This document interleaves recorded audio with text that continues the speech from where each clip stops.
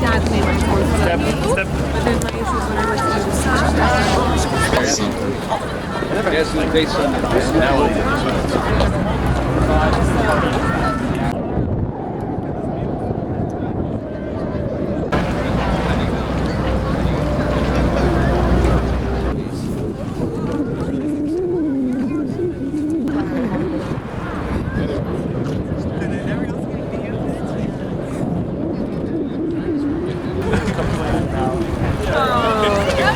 What's this idea? I think it's just...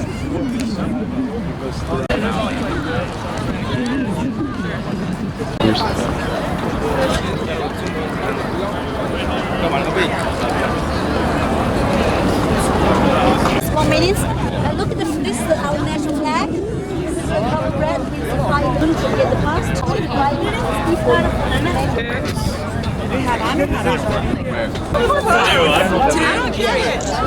Hold on.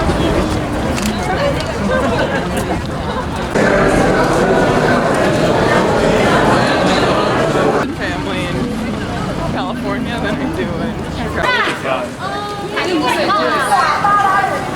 To call this is Palace Museum.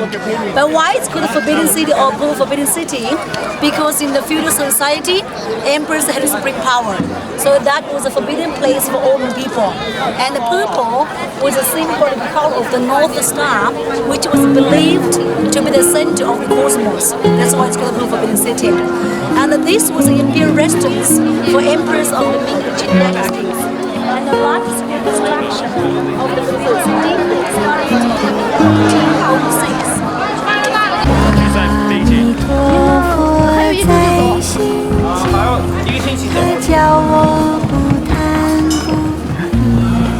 我找了个肚肚。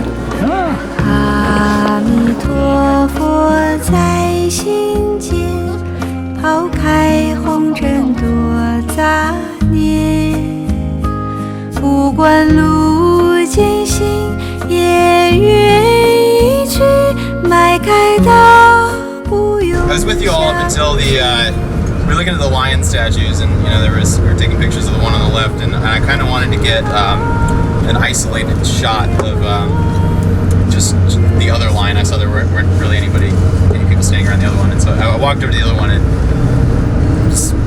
it was just the lion, and then there was Lulu, and it was literally, it's one of the only times in my life where I've had love at first sight.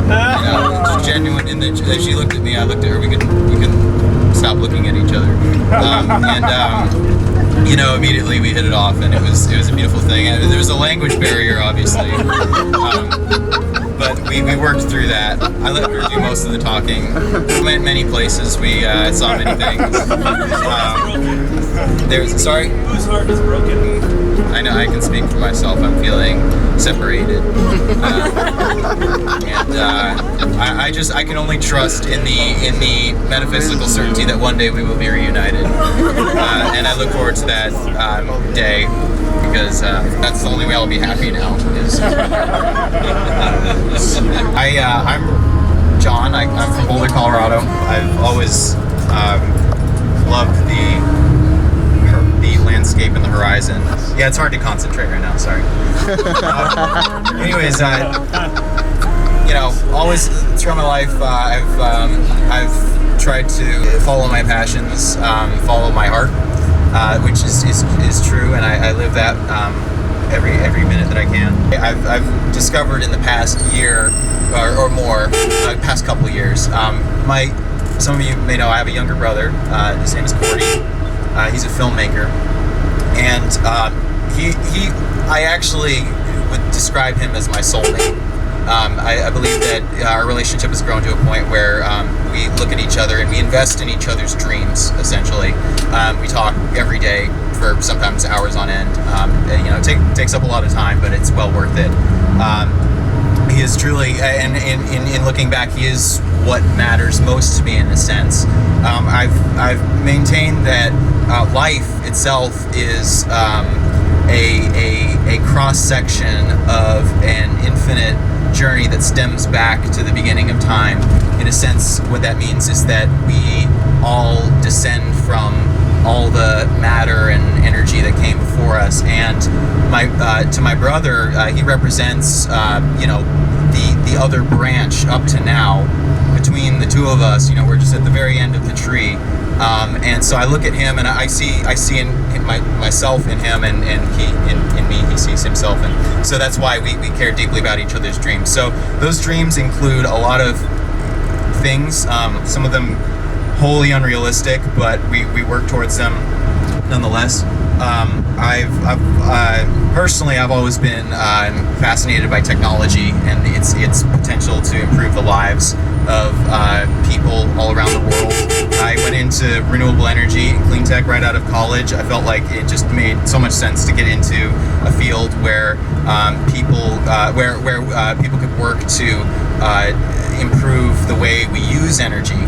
And just so that we can all work towards a greater level of prosperity.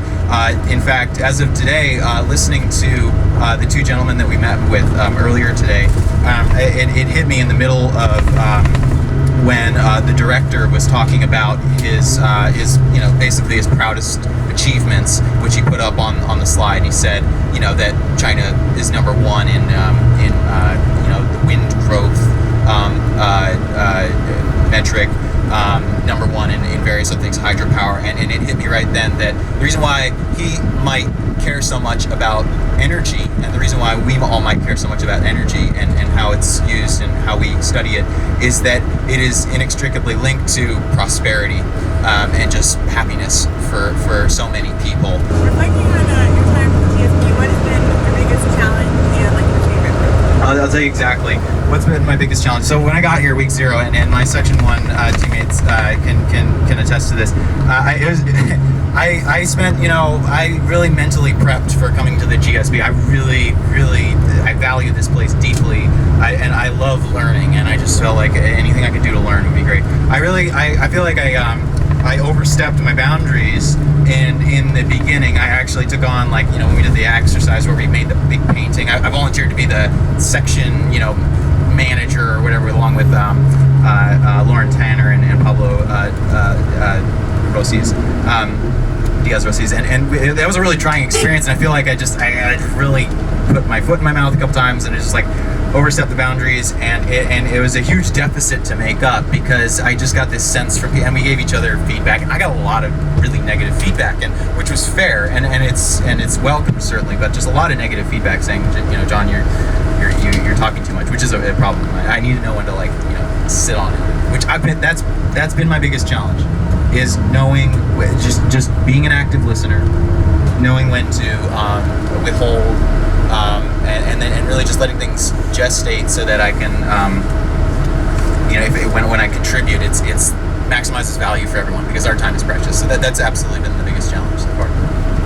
I think that probably most of us would agree that you're much more introspective than the average GSB student. But there are a lot of introverts as well in our class. So are there any tips or things that you've thought of that have really helped you in the GSB and might help other introverts and introspective people? I think that's something we could certainly talk about at some point. But all I'd say immediately is that if you take the time to reflect, I think it can enrich your life and basically allow you to. You just got to do what matters most to you, and it's just, if it's people, if it's love, if just follow that sense of the moment. So being an introvert is just who you are, and just be yourself.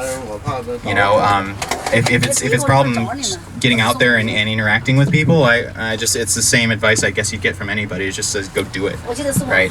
But I'd love to talk about that. I'd absolutely relish that conversation, Henry, if you and I could sit down and do that, or anybody else. I think we're here. So.